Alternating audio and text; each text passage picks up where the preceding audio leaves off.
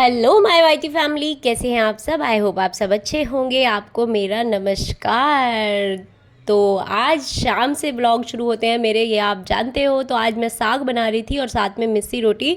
और मिस्सी रोटी मैं इस तरीके से आज मैंने बनाई है कि बच्चा भी बना लेगा, क्योंकि मुझे मिस्सी रोटी हाथ से नहीं बनती है। अगर आप प्योर मिस्सी आटा बनाते हो तो पतली रोटी और सुंदर सी रोटी बनानी है तो ये ट्रिक अपना सकते हो। और उसके बाद सारा काम करने के बाद मैंने अपना स्किन केयर किया और नाइट स्किन केयर रूटीन, और उसके बाद मैं सोने चली गई, क्योंकि नेक्स्ट डे तो छुट्टी है। सैटरडे संडे ऑफ रहता है मेरे हस्बैंड का। तो ये सैटरडे की सुबह है, मैं लेट उठी थी। उठते ही हम लोगों ने चाय पी साथ में बैठ के, क्योंकि लेट हो गए थे उठने में। छुट्टी में देर से उठते हैं, थोड़ा सा 8-9 बजे होंगे। तो उसके बाद चाय पी, आराम से बहुत अच्छे से बातें की बहुत सारी। और चाय के साथ जो सुबह होती है वो अमेजिंग होती है। और जैसे मैंने आपको बताया, मिस्सी रोटी ऐसे ज़रूर ट्राई करना, एक पॉलीथिन में हाथ से फैला के और उससे तवे पे डालना, बहुत ही अच्छी बनती है। फिर चाय पीने के बाद बैठ गए, बातें की, और उसके बाद आ गई मैं किचन में ब्रेकफास्ट बनाने। ब्रेकफास्ट क्या, आप ब्रेकफास्ट कम लंच कह सकते हो, क्योंकि दोपहर हो रही थी, 11-12 बजे थे। तो ये ना तो नाश्ता था और ना खाना, तो खाना नाश्ता सब एक साथ था आज। तो मैंने यहाँ बनाई आलू भुर्जी, और साथ में मुझे बनाई है मैंने कासी फल की सब्ज़ी, जिसको कद्दू भी बोलते हैं, और क्या बोलते हैं आप मुझे कमेंट में बताना। मैं तो कासी फल ही बोलती हूँ, और पेठा भी बोलते हैं, और भी बहुत सारे नाम होते हैं इसके। तो बस यहाँ मैं खाना बना रही थी। ये घी का एक डब्बा मेरा जो खाली हो गया है, मुझे ये बिल्कुल इसको निकालना था इसमें से घी। तो मैंने इसके लिए पानी गर्म करने रख दिया, जिसमें मैं इसको रख दूँगी, क्योंकि ये प्लास्टिक का है। और जितने भी बर्तन मेरे एक्स्ट्रा स्लैब पे रखे थे वो सब अंदर रख दिए हैं मैंने, क्योंकि मुझे क्या होता है कि लकड़ी का है सब नीचे, तो मुझे पहले बर्तन स्लैब पे ही सुखाने पड़ते हैं, उसके बाद नीचे लगाने होते हैं।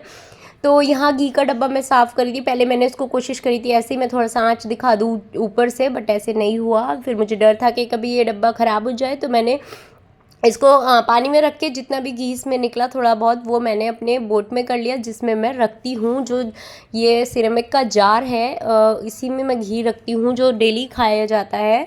इसी में थोड़ा थोड़ा निकालती रहती हूँ जितना यूज़ करना होता है, और बाकी सब रख देती हूँ। तो पेठे की सब्ज़ी मैं बहुत, मुझे टेस्टी लगती है। हस्बैंड को मेरे हाथ की पेठे की सब्ज़ी बहुत ज़्यादा अच्छी लगती है। तो मैं पेठे की सब्ज़ी जल्दी जल्दी बनाती रहती हूँ।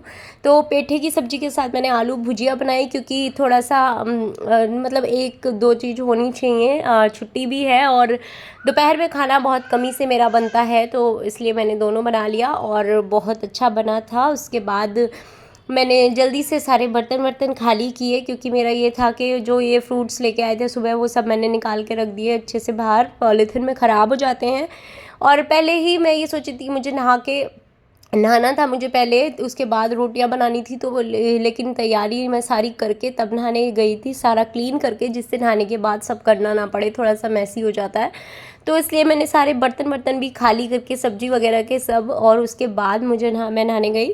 तो मैंने यहाँ कासी फल और जो भी ये आप पेठा बोलते हो, जो भी बोलते हो, वो सब निकाल दिया। यहाँ हस्बैंड कह रहे थे देख मुझे भूख लगी है, जल्दी से कुछ खाने के लिए दे दे। मैंने बोला कि नहीं, मैं पहले नहा के आऊँगी फिर मैं रोटियां बनाऊँगी। तो बोले चल ठीक है, इतना मैं एप्पल खा लेता हूँ। तो मैंने उनको एप्पल भी बीच में काट के दिए, उसकी वीडियो मैं नहीं बना पाई। तो उनको एप्पल देने के बाद मैं नहाने गई। पहले मैंने बर्तन साफ़ किए जो इतने सारे थे।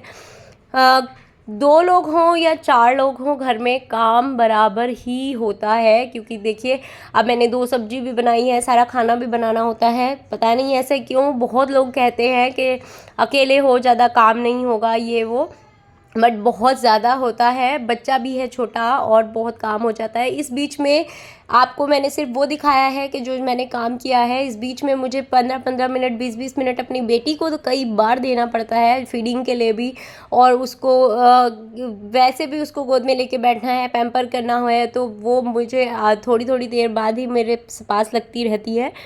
तो बहुत ज़्यादा हो जाता है, बहुत काम बहुत होता है। कोई कहे कि काम मतलब 2 लोग हो तो काम कम है, ऐसा नहीं है, बहुत ज़्यादा होता है, सारा कुछ ही होता है। जितना वही है कि खाना बनाओगे तो बर्तन भी 4 निकालने ही पड़ेंगे, और चाहे 1 लोग हो, 2 लोग हों या 4 लोग हों, तो काम बराबर होता है। तो उसके बाद मैं अच्छे से क्लीन कर लूँगी। और ये जो मैंने जो आपको ब्लू कलर का ये छबड़ी सी दिख रही होगी, ये बास्केट है मेरे बर्तन रखने के लिए, क्योंकि मुझे पहले स्लैब पे बर्तन सुखाने पड़ते हैं। मैं सारे बर्तन पहले इधर ही धुलने के बाद सब इधर सुखाऊंगी। उसके बाद सारे जब सूख जाते हैं अच्छे से, तब उसके बाद मैं नीचे लगाती हूँ, क्योंकि नीचे वुडन का काम है सारा और वो ख़राब हो जाएगा अगर मैं गीले बर्तन रख दूँगी तो। भले ही रेंटल है लेकिन घर मेरा है अभी, तो बहुत ही अच्छे से मैं अपने घर की केयर करती हूँ। तो सारा कुछ करने के बाद ये देखिए मेरा किचन बिल्कुल क्लीन हो गया है। और ये चार्जर हमेशा किचन में होता है, क्योंकि मुझे चार्जिंग पे फ़ोन अपना इधर ही लगाना होता है, तो मैं इसी में रखती हूँ। और ये पेठा और ये मेरे आलू भुजिया, साथ में मैंने आटा लगा के रख दिया है। और उसके बाद मैं नहाने चली गई। नहा के आके मैंने रोटियां बनाई। पतिदेव का था कि पहले मैं रोटी खाऊंगा, मैं पराठे नहीं खाऊंगा, और मुझे पराठे खाने थे, तो मैंने उनके लिए रोटी बनाई और अपने लिए पराठे बनाए। और बाद में वो मुझे से पराठे छीन छीन के खा रहे थे कि नहीं मुझे भी पराठा खाना है, यही टेस्टी लग रहा है। बट उस टाइम मना कर दिया। और वो हमेशा ऐसा ही करते हैं कि पहले जिस चीज़ को मना कर देते हैं वो अपने लिए बना लेती हूँ तो उनको वही खानी होती है। इसलिए मैं पहले से ही सोच के बनाती हूँ थोड़ा एक्स्ट्रा, कि मुझे पता है वो लेंगे ही लेंगे, भले ही मना कर रहे हैं। तो ऐसा किस किस के साथ होता है मुझे ज़रूर कमेंट में बताना। मेरे साथ तो यही होता है। और मेरे किचन में हवा इतनी तेज़ लगती है, अगर मेन गेट भी खुला हो और ये वाला गेट भी खुला हो बालकनी का, तो बहुत ज़्यादा तेज़ हवा लगती है कि गैस भी अच्छे से नहीं चल पाती। तो इसी वजह से खाना वाना बनाने में मुझे ज़्यादा आलस भी नहीं आता है। मैं कुछ ना कुछ दिन में बनाती रहती हूँ। तो बस उनके लिए मैंने यहाँ रोटियाँ बनाई और अपने लिए बनाए पराठे। पराठे मुझे बहुत ज़्यादा अच्छे लगते हैं। मैं रोटी कम बनाती हूँ, अपने लिए पराठा ज़्यादा बनाती हूँ। पता है मुझे नुकसान देता है, बट मैं घी के पराठे बना लेती हूँ। वही बात है कि घी ऊपर से लगा के खाओ या जैसे भी। और 3 कोने जो ये ट्रायंगल वाला पराठा होता है, ये मेरा फेवरेट है, ऑल टाइम फेवरेट है। मैं जब भी पराठे अपने लिए बनाती हूँ तो कोशिश करती हूँ कि इसी तरीके का बनाऊँ। इवन मैं आलू का पराठा भी अपने लिए ऐसा बना लेती हूँ, तो मुझे बहुत ज़्यादा टेस्टी लगता है। आपको कैसा लगता है मुझे ज़रूर बताना।